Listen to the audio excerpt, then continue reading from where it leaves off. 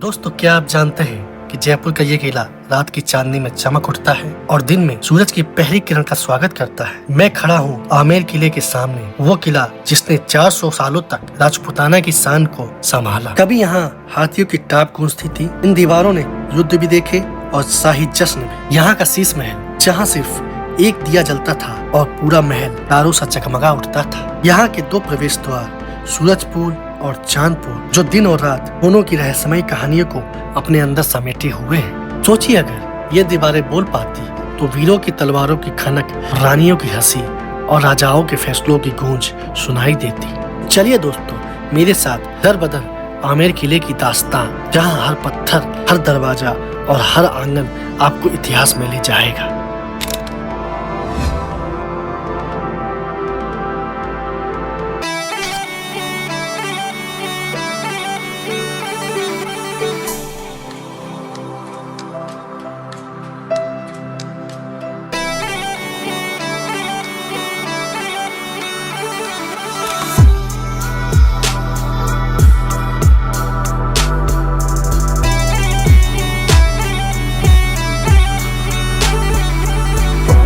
इतने बड़े बड़े हॉल, इनमें खाना बनाया जाता था।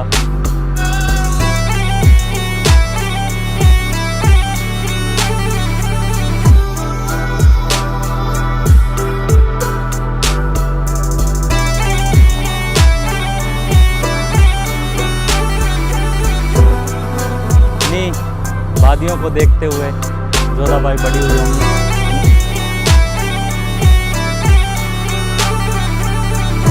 राजपूतों की शान, उनकी नक्काशी का बंद होने का समय है, लेकिन हम इन खूबसूरत नज़ारों को देखते हुए हमारा जो मन है वो अभी भी मोहित है और चाहता है कि और इस महल में बने रहें, इन नज़ारों को देखते। हम हैं अभी आमेर फोर्ट पे, जो है शान जयपुर की ये बहुत महत्वपूर्ण इमारत। यहाँ पे आप देख सकते हैं रानी जोधाबाई का जन्म स्थल।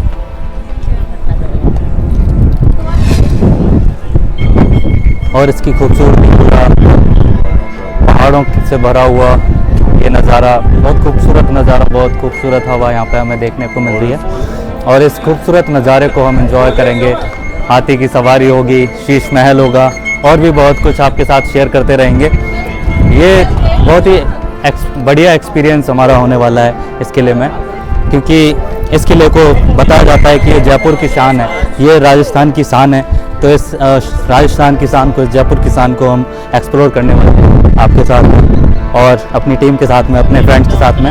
आज पूरा एंजॉय होने वाला है, सब लोग मस्ती के साथ आज की इस ट्रिप को एंजॉय करेंगे।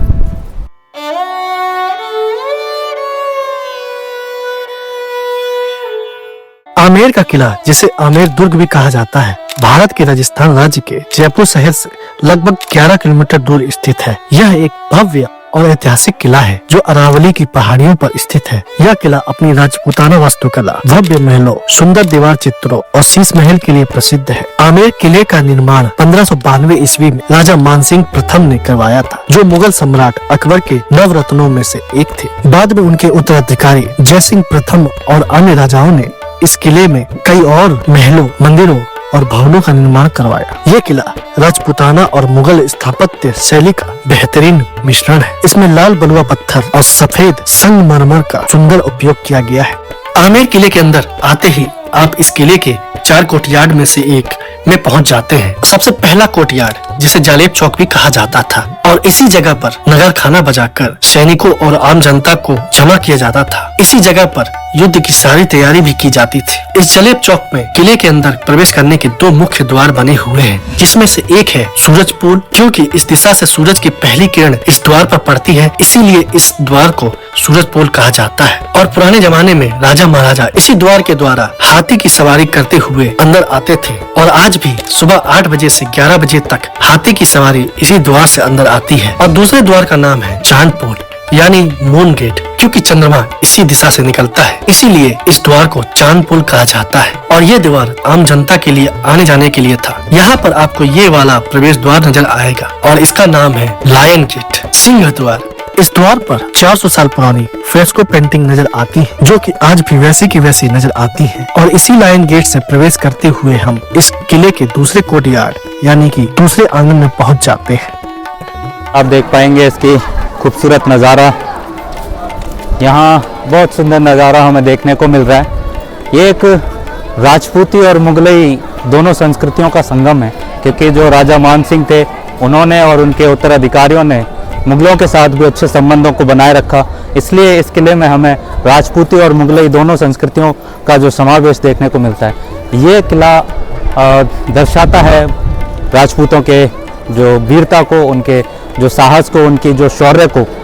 उसकी एक महान जो दृश्य है वो हमें यहाँ देखने को मिलता है। उसकी सुंदरता, उनका जो शौर्य है, इसकी दीवारें बोलती हैं, ऐसा हम देख रहे हैं यहाँ पे। इतना जो सुंदर नज़ारा है, उसके जो सुंदरता जो दीवारों से झलक रही है, वो उनके जो ऐश्वर्य को, जो उस समय रहा होगा उनका, वो हमें अब दिखाई दे रहा है। हम जो टूरिस्ट के रूप में यहाँ पे विज़िट कर रहे हैं या टूरिज़्म को जो प्रमोट कर रहे हैं, वो सब हमें दिखा रहा है कि उनका जो कितना ज़्यादा शौर्य रहा था उस समय।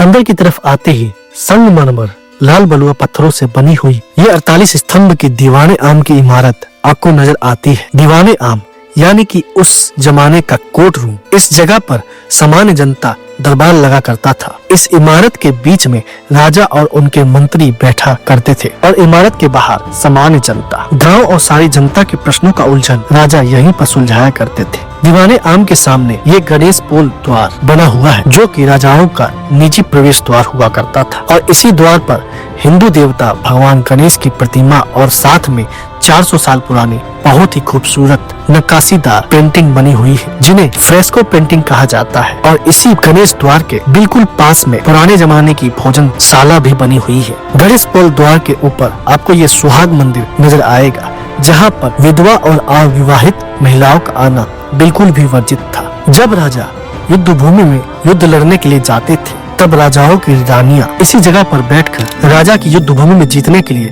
द्वीप प्रज्वलित करके मनोकामना किया करती थी। और राजा युद्ध भूमि से विजय हासिल करके वापस महल में आते थे, तो इसी सुहाग मंदिर में बने हुए इस छोटी सी खिड़कियों से रानियां राजाओं पर फूल बरसाकर उनका पुनः स्वागत किया करती थी।